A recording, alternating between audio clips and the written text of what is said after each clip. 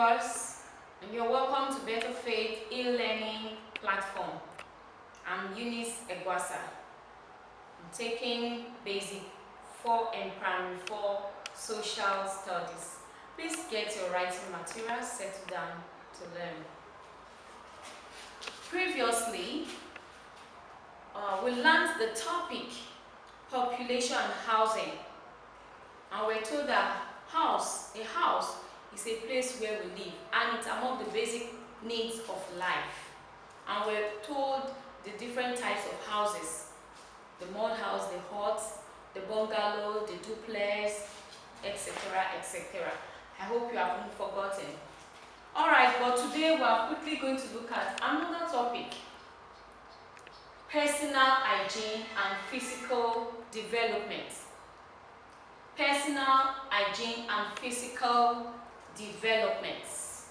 What is physical development? Physical development is the increase in size and in all areas of the organs of the body of an individual. I take it again. Physical development is the increase in size and all areas of the organs of the body of an individual. Physical development is also called maturity. When a child is born, as the day goes by, the child grows from childhood to adulthood. That is as a result of physical development. So what is personal hygiene? Personal hygiene means the proper way to take care of oneself. The proper way to take care of oneself. Physical changes in a child of 10 years and above. There are some physical changes that you find in a child of 10 years and above, be it a male or female, a boy or a girl. There are so many physical development or physical changes that you see in a child of 10 years and above. I have some examples here. Number one, the boys and girls, they grow taller and bigger. Once a child gets to 10 years and above, you discover that the child grows taller and bigger in size. That is as a result of what? Physical development. Maturity, growth is taking place. Number two, they grow hair in their armpits and pubic areas. Both the boys and the girls, the male and the female, they grow hair in their armpits and their pubic regions. This is a sign of what? Physical development. Number three, the boys' voices becomes deeper. The boys' voices becomes deeper when they talk. Becomes deeper and husky. That shows that they are maturing. No more babyish in voice or in talking. The breast of the girl starts to shoot out to show that yes, this girl is developing. It's a sign of maturity. Number five, the hips of girls begins to develop faster. Let me take it again. When a child is born, the child, as the day goes by, the child grows from childhood to adulthood. There are some changes that takes place in a child of 10 years and above, be it a female or a girl or a boy, be it a female or a male, be it a male or a female. Now, there are so many changes, but I have few on the board. Number one, the boys and girls grow taller and bigger in size. They both grow hair in their armpits and pubic regions. The boys' voices becomes deeper when they talk. You no longer hear that babyish voice, but you hear the voice of a boy growing to maturity. The breast of girls starts to shoot out. The chest of girls becomes no more flat, but the breast begins to shoot out. It's a sign of maturity. the hips of girls begins to develop faster, and so on and so forth. So many signs. You on your own, I'm very sure you are close to that age. By the time you get to 10 years, some of you are already 10, you see some physical changes in your body. That shows that you are developing, you are growing to maturity. So what are the factors that can hinder physical growth? What are the things that can make one not to grow normally, not to grow as supposed? So these are factors that hinders physical growth. Number one is illness. When somebody is always sick, sickness can make someone not to grow or develop normally. Instead of growing fast, the person begins to grow slowly. So illness, any form of sickness, can make somebody that is always sick, can make the person not to grow or can hinder physical growth. Number two factor is malnutrition. Malnutrition means not taking the right food, not taking balanced diet, taking one particular class of food over and over and over again. When you are always eating food that contains carbohydrates, every time carbohydrate food, eating rice or yam all the time, with no fish, no egg, nothing, no meat, no vegetable, no fruit, that person will tend to be malnourished. So malnutrition, not taking balanced diet or not taking food that contains all the food classes of food in their right proportion, can hinder physical growth. Another factor is lack of exercise. Lack of exercise. When you don't exercise as supposed, you don't do physical exercises, you don't move about, you don't carry things, you don't lift things, you don't jump, you don't do physical exercises, it can also hinder physical growth, to not make your bones and your muscles to develop fast. Lack of parental guardian care. Lack of parental guardian care. If you are not properly taken care of by your parents, you are not told to do this, don't do that, go and take your bath, don't do this, eat your food, do this and do that. These are guides gotten from parents or guardians. So if a child lacks parental guidance, you discover that the child will not grow properly, can hinder physical growth. Lack of adequate rest and relaxation. Rest is very important in order for growth to take place. So if a child lacks rest and relaxation, you are always walking, you are always running, you are always playing, you are always up, you don't even bother to take your nap, you will not grow properly.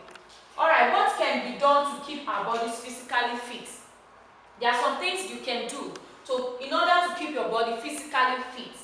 Number one, by eating balanced diet. By eating balanced diet, not just eating food, but food that contains all the classes of nutrients in their right proportion. Eat a balanced meal so that you can grow physically fit.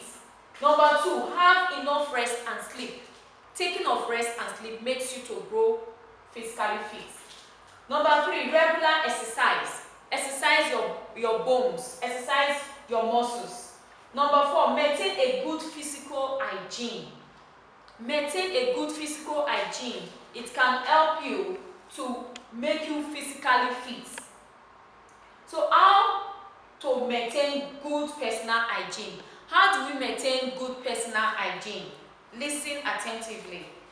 Number one, we maintain good personal hygiene by taking our bath regularly with clean water, soap, and sponge. Number two, we should rub our bodies with mild and body-friendly cream. Never use cream that is harsh to the body. Don't use harsh cream, bleaching cream that will change the color of your skin. Always keep your hair neat and tidy. We should wear the right type of clothes for the right weather, and so on and so forth. These are ways to maintain good personal hygiene by bathing regularly. Rub the right cream, mild cream, not harsh cream. Always keep your hair neat and tidy. Like toilets, kitchen, and bathroom will not be adequate in a large house. Facilities like toilet, kitchen, and bathroom will not be adequate in a large house. Don't forget, population means it is the total number of people living in a particular political or geographical boundary, e.g. a town, cities, and the country. So if the number of people living in a particular household is so large, you will discover that the facilities will not be enough for everybody. Number 2, effect of personal hygiene in a household population. Overcrowding in a large household can lead to spread of disease. Wherein a lot of people are living in just one room, you discover that and one person is sick, that person can easily transfer the sickness to the other because too many people are living in one small room. Number 3, members of a large household will not be able to also feed well. Where you are supposed to eat balanced meal, but because of the crowd in the home, the household, people will begin to eat whatever they can lay their hands on and not a balanced meal. So you see the effect of personal hygiene in household population. It is so terrible. So these and so many more are some of the effects effect of personal hygiene in a household population. The lesser the number of persons living in a particular house, the better personal hygiene that can be practiced, and the better self-development that can be experienced in the home. So please let me quickly take it again. Personal hygiene and physical development. I said physical development is the increase in size and all areas of the organs of the body of an individual, and it is also called maturity.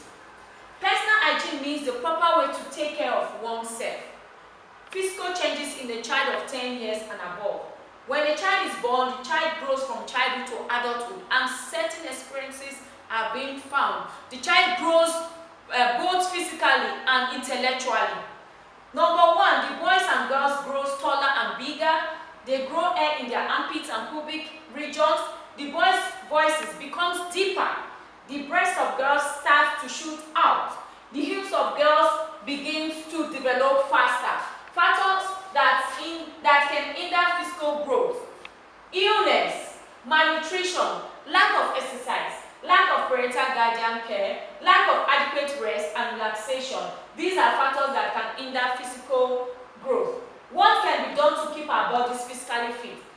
By eating balanced diet, having enough rest and sleep, having regular exercises, maintaining a good personal hygiene. These are things that can make us to be physically fit. How do we maintain good personal hygiene? By taking our baths regularly with soap, clean water, soap, and sponge, and rubbing mild cream, not harsh cream, and taking care of your hair. These are ways through which you can maintain good personal hygiene. What are the effects of personal hygiene in a household? A crowded household cannot take care of itself, unlike when a house is not so crowded. It can spread disease. When one person in the house has disease, it can be easily spread to others, unlike when it is not crowded. And again, facilities will not be made readily available because a lot of persons are going to make use of few facilities in the home. Members of a household will not be able to also feed well because too many mouths to eat just few food. Alright, let's quickly look at these practice exercises. Number 1, what is physical growth?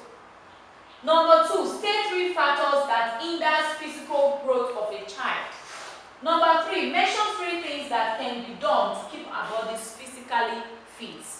Please practice these exercises. Thank you very much.